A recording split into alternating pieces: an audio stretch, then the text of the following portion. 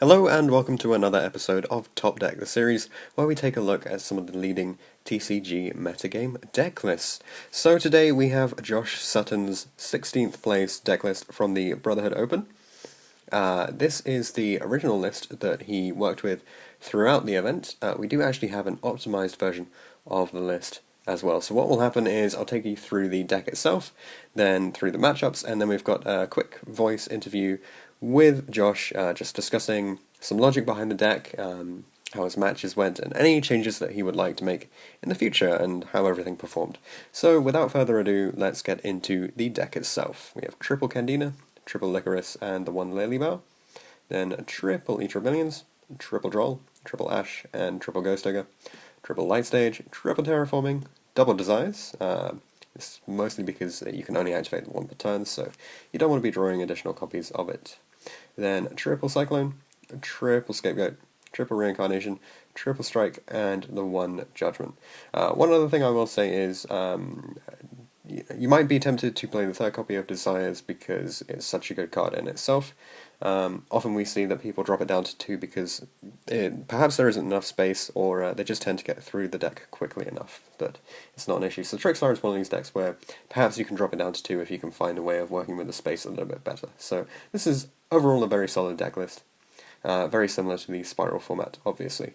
For the extra deck, we have one Omega, one Topologic Bomber Dragon, which you can set off with your Reincarnation, one Firewall, which allows you to do the OTK, one Borreload, one Nangirsu, one Decode, one Holy Angel, Ib, double Mrs. Radiant, Proxy, Underclock, and triple Link Spider. For the side deck, we have triple Gamma, one Driver, triple Mind Control, one Dark Hole, one Raigeki, 3-dimensional barrier, and triple anti-spell. So I'll run through the matchups before we take a look at the updated version of the deck list. So Josh kindly sent in his matchups for us, so here's what he said. His rounds were, round 1 he played up against Pendulum Magician, and unfortunately he lost this one 2-1, or 1-2, sorry. Round 2 he played against Yosenju Demise and won 2-1. Round 3 and round 4 he played Trickstar Mirrors, and he won them both 2-0, which is pretty impressive, but apparently it's actually the first time he's ever played the mirror match, so he spent a lot of time theorizing but not actually engaging in the mirror match, so really good job to win both of those 2-0. Round 5 he went up against Pendulum Magician and won 2-0. Round 6 he played against True Draco Metal Foes, and he lost 0-2. I think the surprise factor was a large part of this, because not many people were expecting True Draco Metal Foe to be around. And round 7 he went up against Dinos, and he won 2-1. So that's it for his matchups. Let's take a quick look at the updated and optimized version of the deck before we get him on the line. So this is the deck following updates. So you can see the main deck is entirely the same. For the side deck we now have triple Ghost Reaper and Winter Cherries instead of the anti-spells, and the extra deck is updated to feature an ABC and an Electromite. This basically means that he has more ways of outing the big pendulum boards that approach incredibly rapidly at the moment. So without further ado, let's get Josh on the line. Hi Josh, how are you doing? Not too bad. Yourself? Very well, thank you. Congratulations on getting 16th place at the Brotherhood Open. Thank you. Great by the sweat of my teeth, I think. So you played a Trickstar build, which is pretty cool to see. We haven't featured very many of these on the channel yet. So it's like always cool to see a new addition to the Top Deck series, and just some cool ideas running through it. Yeah. So I've been through the deck itself and been through your matchups. Well, first of all, what do you think your hardest game was, and how did it all go? I think my hardest matchup must have been my first round versus Pendulum Magicians. I think mostly because deck check in the middle of the round kind Ooh, of okay. essentially I got deck checked and had to change out all 3 of my scapegoats, one of my mind controls from the side, my judgment, just because they were older copies, which was very tilting, so I couldn't particularly get back into the game. But Yeah, I mean, I that's a bit mentioned rough. game 2, but game 3 I just opened incredibly horrible. multiple Ash, multiple Droll, and a light stage going second against the build of Pendulum Magician is just never a good thing, really.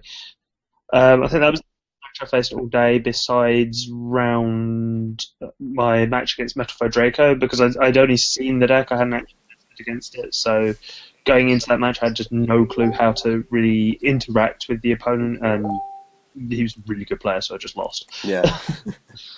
Sometimes it just happens and you can't really deal with it. I don't expect it more competitively, and I think it's fairly a good deck, but I don't think just a Pendulum deck with Tactic Masterpiece is particularly going to be relevant for. Yeah, you say that, but I think it did grab a first place somewhere by probably mostly by surprise factor. Yeah, I think that's the main factor it's got going for it. I don't think it's as good as Pendulum Magician. Yeah, that way. So, looking at your deck list itself, a lot of it's very similar to what we saw in Spiral format. How did you feel that the hand traps performed at the event, and are there any, did they all perform as well as you thought they would? Were there any changes that you'd make to the hand trap lineup? I think Ash underperformed a little bit, but I kind of felt going into the format as it was underdefined because it was before Atlanta. Pretty much all the hand traps we need are going to be great. I think before this format, in Spiral format, I was only playing 2 Ogre, but I think Ogre and Droll especially are great because if you're opening hands with this build designed to go first, you want to open a Solemn, a hand trap, with a Candy. Okay. So any interruption is just good interruption. Yeah, sure. And would you make any changes because you sided the Gammas? Did you feel that it was correct to side them as opposed to maining them because you just wanted them for, say, going second? And mainly Gamma, I wanted it going second versus Pendulum Magician or in the mirror match, because my theory going into the mirror match is if you have more hand traps that just generically stop them, you tend to win. Gamma actually 3 more copies of Ogre over against Pendulum Magician.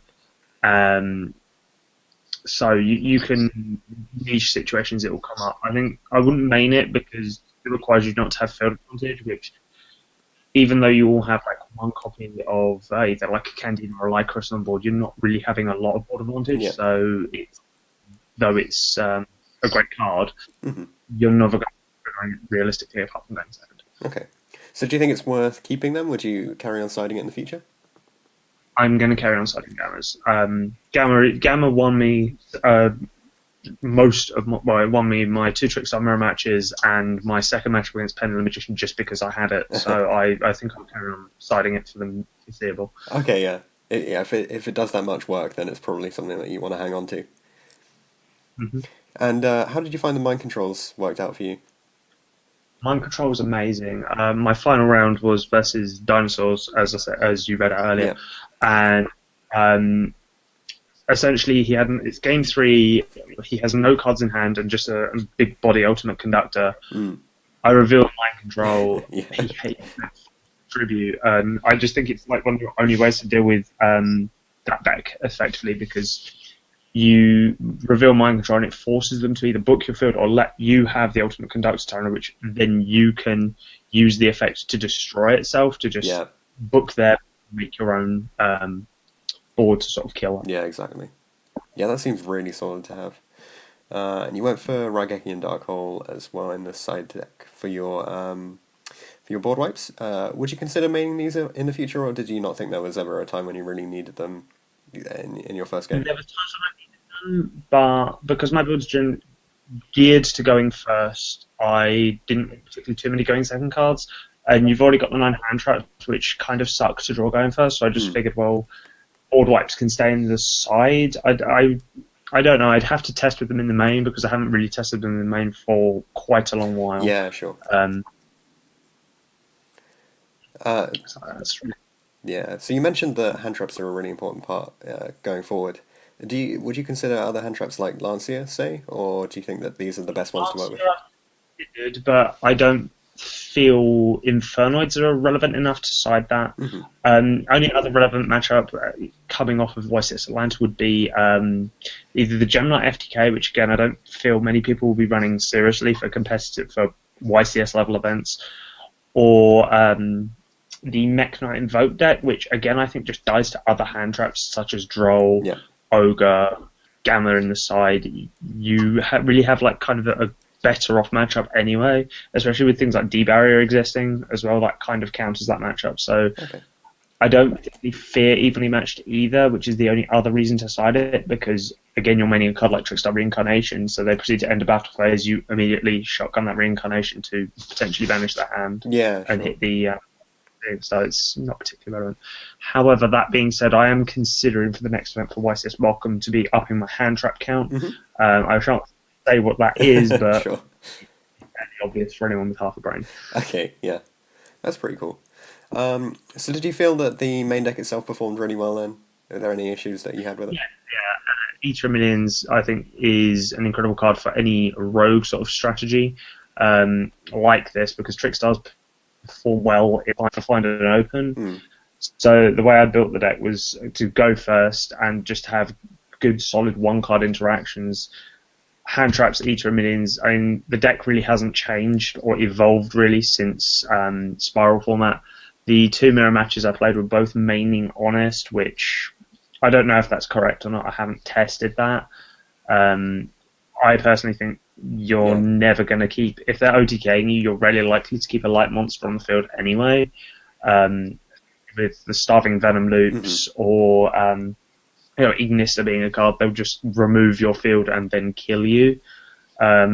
Especially the new Master Cerberus as well. That card is one hell of a drug. Removing things for free makes Honest a sort of an invalidated card. Okay, yeah. Okay, so that's the main and side covered. For the extra, most of it looks really quite standard and fairly solid. Haven't seen 3 Link Spider come up much. Did it become relevant for you during the day? A couple of times. I think one, I play the third because it's always one of the cards I banish for Eater of Millions. Okay. You make 2. The third's also because we in the European market don't have Link Haribo, which would be a card I would be incorporating into the extra deck. Although looking at the extra deck now, I feel like Firewall and Topological Bomber Dragon never came up. So they're definitely 2 flexible slots if you do not own those cards or can't secure a borrow for them. And I noticed that you didn't opt to play for the event or even for the future version to play Sayuja, which we've seen a few people mentioning just because that the ability to set it up in a deck that focuses on having hand traps and stun aspect allows you to cycle away dead copies of, say, if you had a Candine alive already and you wanted to get rid of one. So would you consider playing a Sayuja in the future, or do you think it's too difficult to make and therefore not relevant? Ooh, I haven't actually considered Saryuja. Saryuja is a fantastic link for Sutton, but I think Saryuja is also a card whereby you either play it and will create these ridiculous boards, or you will barely ever summon it. Yeah. I think in regards to this deck, the same sort of quotient as Firewall Dragon or Topological Bomber Dragon. There's niche scenarios where you will need it, but in general gameplay, if you're making a link for, Boral Load is generally enough, as well as Ningetsu Nib. Off of a Scapegoat, those are pretty much the 2 best things you can do. As Ningetsu Ib also unbricks your hand, so I don't think it's incredibly necessary. If I had actually had the card physically, I'd probably test it, but I don't think I'd play it. Okay, sure. Great, so yeah, we've been through the whole deck. Is there anything you want to comment on with regards to the deck? I think the deck performed well. Obviously, I think the list I sent you is pretty much certain what I'm going to play for YCS Bochum, although there may be a few changes with hand traps, as I mentioned earlier. Yeah. There's not really a lot to say about the deck. I think Trickstars are going to thrive a little more in the meta. Now we have a more defined format. As we saw at Atlanta and just going on in general, we sort of know that the format's going to be a lot more Pendulum Magician with matches sprinkled in. So if you use sites like Yu-Gi-Oh!.Party, you can optimize your deck to whereby you want to open certain combos of cards to beat Pendulum Magician, which in turn also hits a lot of the other rogue strategies like the Mirror or the odd Spiral deck that you will face, or random other matchups like that. Okay. Great. So are there any shout-outs you want to make? First of all, a massive shout out to the Brotherhood Open, especially the tournament organizer whose name I can't pronounce, so I won't butcher it. Um, he's helping me sort out replacement cards when I was looking at a round one DQ was not fun. Yeah. So that's very much, I very appreciate what he did. The tournament was run fantastically well. Yeah, they have a There's really nothing more. supportive crew there. There definitely is great event, and food was always appreciated. Were they doing burgers this year? Yes, Oh, I missed out. yeah, the burgers were good. Great. Well, thanks for coming on, Josh. Congrats with your 16th place. Thank you. Thanks for coming on, and hopefully we'll see you again in the future. Hopefully, All right. See you then. yeah. Thanks for watching this episode of Top Deck. If you have any comments or suggestions that you would like to make, leave them in the comment section down below. Check out the description for details of how you can get involved in this series. You can enter by voice interview, or instead you could just send all of your information over Facebook Messenger. Anything like that will be absolutely fine. If you want to see anything in particular from the upcoming series, then be sure to get in touch, and I'll see you guys in the next video.